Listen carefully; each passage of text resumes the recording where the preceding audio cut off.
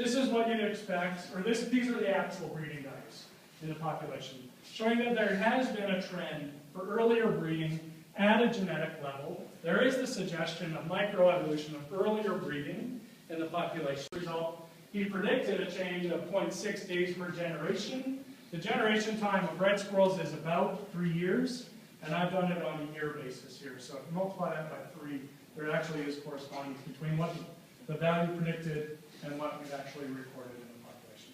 There is the suggestion in this population that they have evolved in response to climate change. So I'm just going to leave you with this quote really quickly. It kind of speaks to what physiological ecology has kind of come under a bit of criticism for. And this is a quote by Jim Brown in his preface to Brian McNabb's physiological textbook.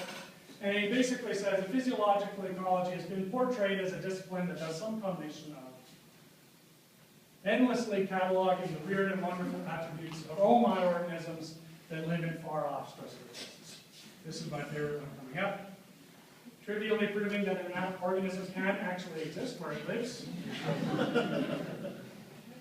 And finally, exemplifying the adaptationist paradigm by interpreting every trait as an adaptation to some feature of the environment. It's my contention that to deal with these criticisms requires going back to an earlier text, specifically The Origin, where Darwin essentially says that any being, if it varied, individual variation, however slightly in any manner profitable to itself under the complex and sometimes varying conditions of life, will have a better chance of surviving and thus be naturally selected, measuring selection. And from the strong principle of inheritance, even though we know about inheritance wrong, but essentially talking about heritability of traits, any selected variety will tend to propagate its new and modified form. So this is the overarching approach that most ecologists or evolutionary ecologists are taking.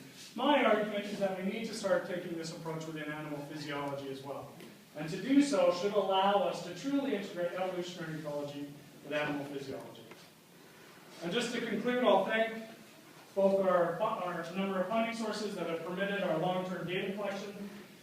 Maintaining the system for 20-25 years requires generous funding from multiple sources, and these are the funding sources that have supported us, as well as my collaborators on both the red squirrel and ground squirrel systems, and the folks that helped me fund it. Thanks very much.